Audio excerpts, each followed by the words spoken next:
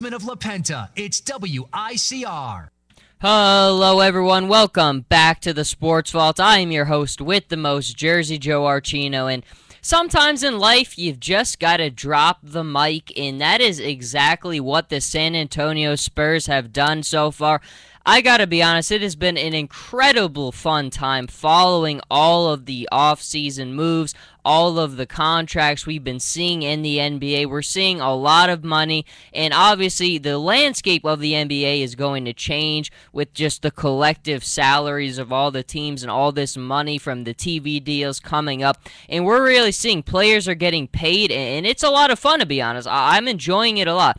But obviously the San Antonio Spurs are one of the sides where you're seeing it, and you're seeing it big. They are just reloading for another run. Manu Ginobili is back on board. Tim Duncan is back on board.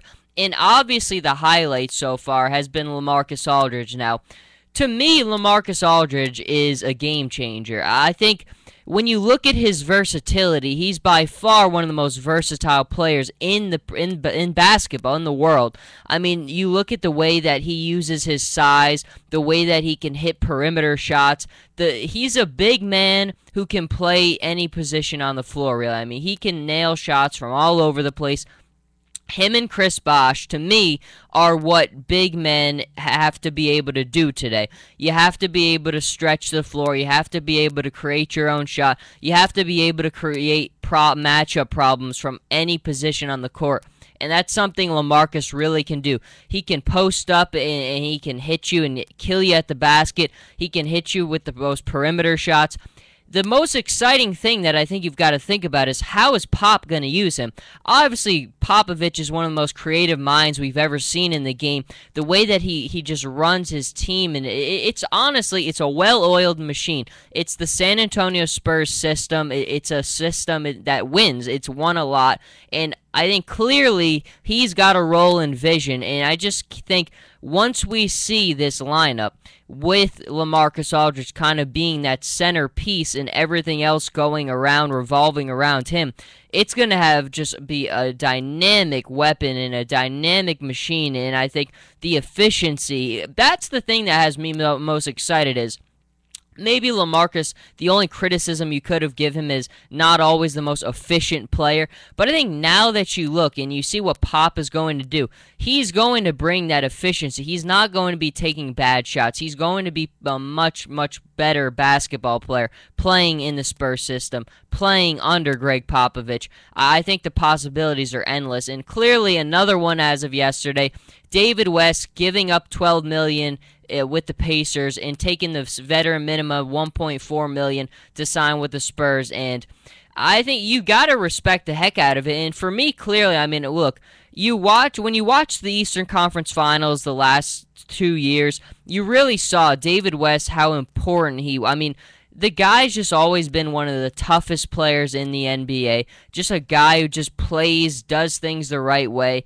And I mean, when you look at him, I just see that's the Spurs way. It's always been written all over David West. That's the Spurs way. And, you know, we saw them send off Tiago Splitter, and that's really, I mean, night and day what you're getting difference-wise here. Tiago Splitter, let's be honest, the guy was just soft. He's a soft guy. I was never that big of a fan. I thought he was a very, very clunky player.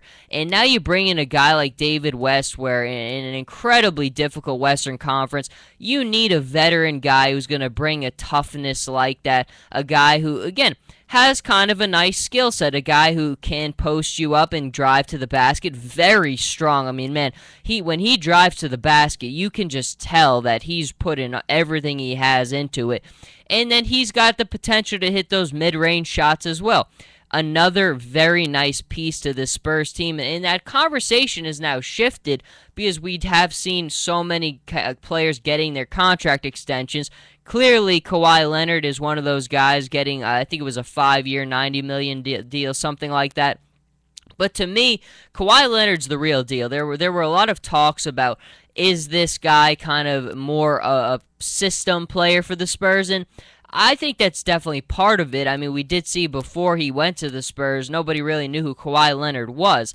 But I think system, it doesn't matter if it's in life or it's in sports. Sometimes system, and if it's a fit, it's a fit. And if you're playing well in that system, then there's not much you can say about it. I think Kawhi Leonard, again, kind of like you always see players, that's the Spurs mentality. That's the Spurs way. To me, Kawhi Leonard, I mean, it fits that every single way. Quiet, humble, doesn't talk a lot, just goes out there and plays. And that's always what these guys have been about. It's what Tim Duncan's been about. It's what Pop has been about. Just go out there, do your job, and play. Kawhi, though, I mean, the kind of guys that I'm only comfortable giving those big money deals to are guys who play both ends of the floor. We've seen Jimmy Butler get a deal like that. We've seen Kawhi Leonard. And to me, that is the two type of players. That's the prototype of what deserves that kind of big money. You have to play both ends of the floor. It's just non-negotiable. If you want to win titles, you've got to play both ends of the floor. There's no hidden way about it. It's why Carmelo's never going to win a title, because when you don't play both ends of the floor, you can't be a complete player. You see teams that win. We've seen Miami get to 4 straight NBA Finals. They might have been the most gifted offensive team in the league, and that's not why they won 2 of those titles. They won it because when they had to in crunch time, they could lock you down on defense unlike anybody. Now, offense is a big part of it, and that's the one part of his game that I think we're seeing continue to expand. But he's came in, and he was always a grinder and a tremendous defensive player. His offense is going to continue to develop. I think the Spurs are clearly in early lock to make at least a top 3.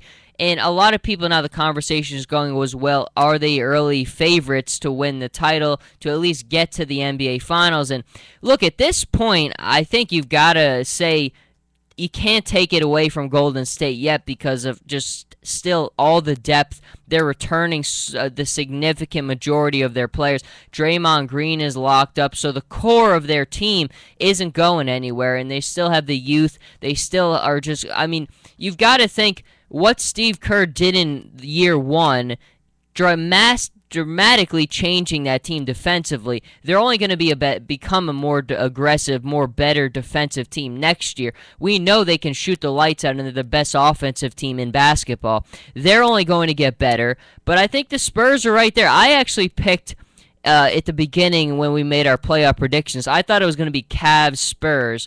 I did have the Spurs beating the Warriors, and that didn't work out. But I do think you're looking at a brand-new Spurs team. I think they kind of needed to get re-energized again a little bit, and clearly the moves that they've made, bringing in LaMarcus Aldridge as that centerpiece, I do think that is the re-energizing booster that they need. Now, again, I'm still not ready to lock them into that NBA Finals spot yet because the Golden State Warriors, man, are just going to be very, very good. In the Western Conference, as it is, we know how good and how it is going to be. But there's going to be a little bit of a drop-off in some of those cases. But I think right now, it's Spurs and it's Warriors. And clearly in the headlines, if you're trying to grab the headlines to be interesting, the Spurs have been all about that so far this offseason. LaMarcus Aldridge, David West, Kawhi Leonard getting his deal, Manu Ginobili coming back, Tim Duncan coming back. It is going to be a lot of fun to watch the Spurs land next season. And it's just what they really are. I mean, look, there's a couple organizations in American sports that just get it, that just do things the right way. The Giants, the Cardinals, the Spurs. There are just some that are just above it, and they set that model, they set that bar for how to negotiate, for how to handle media relations, for how to handle your players, and a lot of it comes down to stability and just surrounding yourself with the right people, and system is as big a part of it as anything. There's a reason the St. Louis Cardinals have such a good track record of winning. It's the system. It's the Spurs. It's their system. It's the New York Giants. It's their system. It's the way of doing things. It's the front office to the way that to the way things happen on the field. System is as much a part of it as anything, and the Spurs clearly have that. But we are going to shift into a little bit more. Got some more basketball on the horizon. Clearly, the Cleveland Cavaliers are going to be the next topic of discussion because Kevin Love, Tristan Thompson, LeBron James, they are always going to be in those headlines. But right now, starting with the Spurs, not bad. I mean, it's been great. LaMarcus Aldridge, cannot wait to see him in a Spurs uniform taking the court next season. But don't go anywhere. We will be right back.